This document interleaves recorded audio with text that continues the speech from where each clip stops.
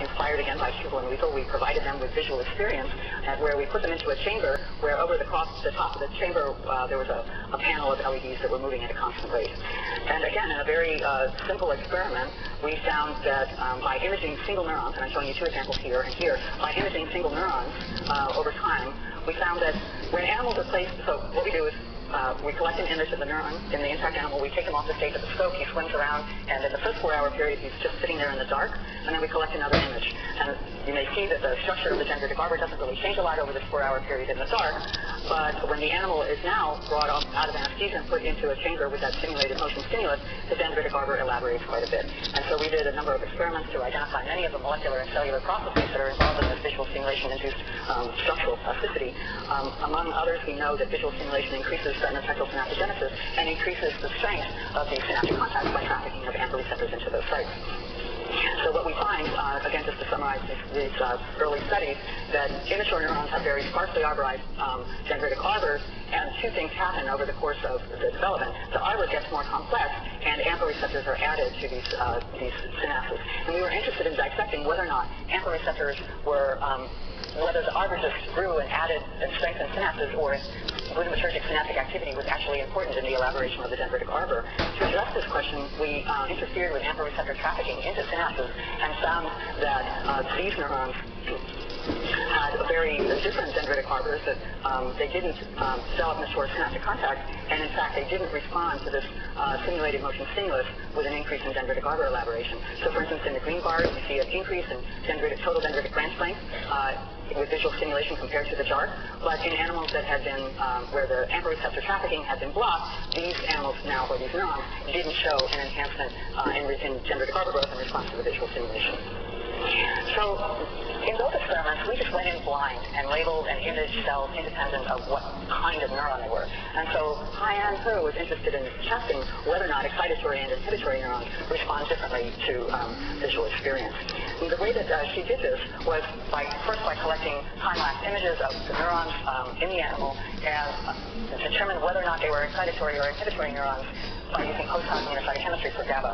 And part of the reason why we did this was that these neurons, they express GABA. We can identify them according to that immunoreactivity, but they don't express classical calcium binding proteins that inhibitory neurons express later on in development. So, and they also, according to studies that Carlos Eisenman has done,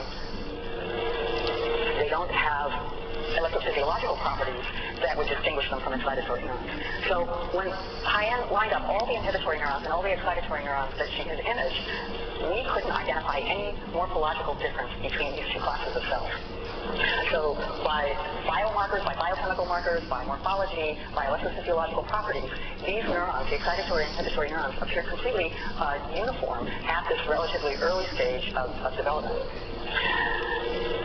But we also knew, as I had told you, that this is a circuit that is seeing and processing visual information. So Haiyan resorted to testing whether or not these neurons would behave differently in response to visual stimulation. So she put them through this now classical dark light visual stimulation protocol and examined whether or not how the inhibitory neurons responded. And what you see here are, this is again the change in total branch tip number and change in total dendritic length, and you look at these data and it's like, oh my heavens, I mean, you see huge variation. And so what that meant to us right away was that this population of inhibitory neurons is extremely heterogeneous. And then what you see in this panel is when Haiyan plotted the data so that she distinguished the growth rate of the dendritic arbor in response to visual stimulation and the change in growth rate that occurred when the animals were in the dark, then we see something very interesting that was quite distinct from the excitatory neurons that we had seen before. So neurons that increased their dendritic arbor growth rate with visual stimulation got smaller in the dark. And then there was another, and that's what classically the excitatory neurons do. But then we see this population of neurons where their dendritic arbor plasticity, structural plasticity, increased in the dark and decreased with visual stimulation. So for us, this was a total shock and suggested to us that there might be two classes of inhibitory neurons that had these different plasticity responses to visual experience. And so Haiyan used this clustering strategy and was able to distinguish two groups of inhibitory neurons which behave in opposite ways in response to the dark and the visual stimulation.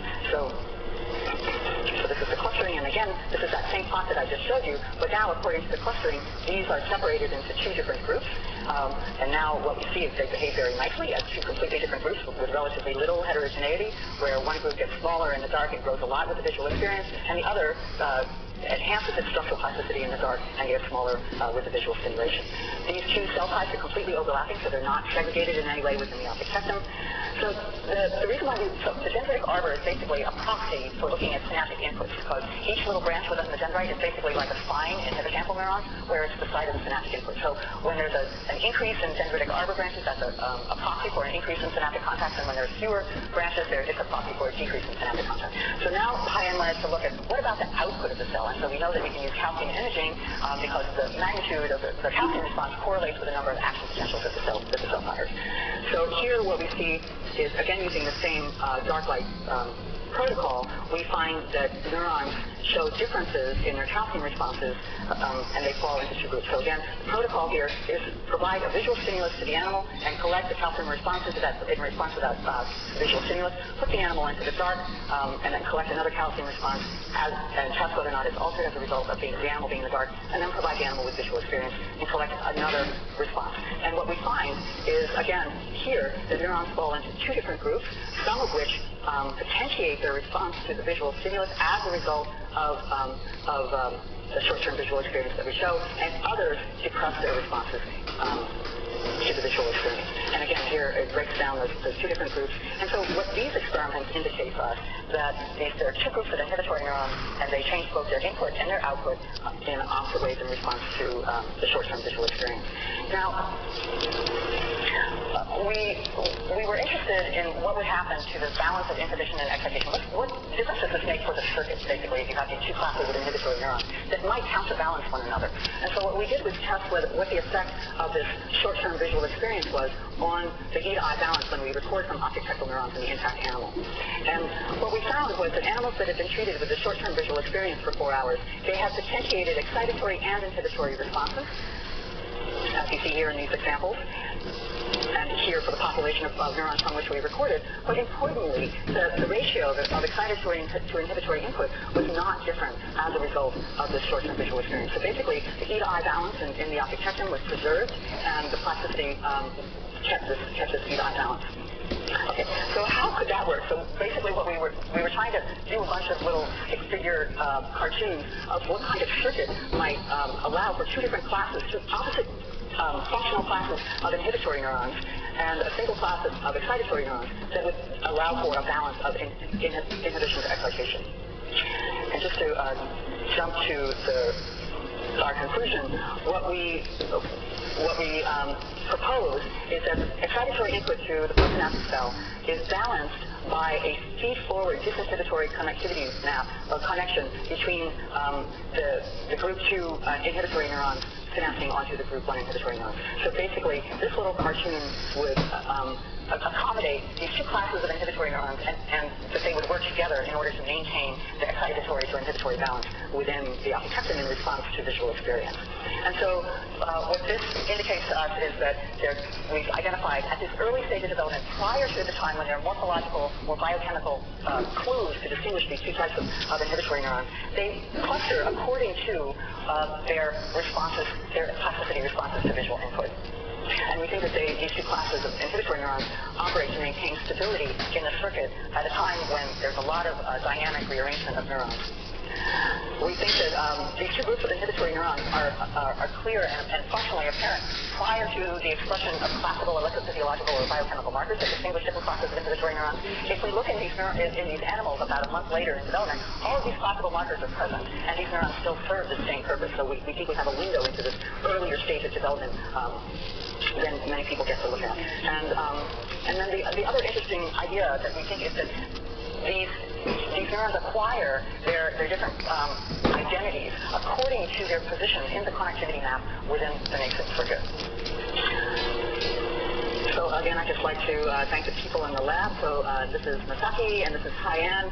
This is one of my friends who did the electrophysiology in that last set of experiments. And again, thanks to the NIH and for funding, and to you for being here.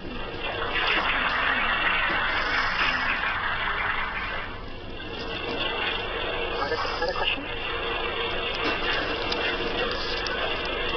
questions, I can answer them either now or at the reception.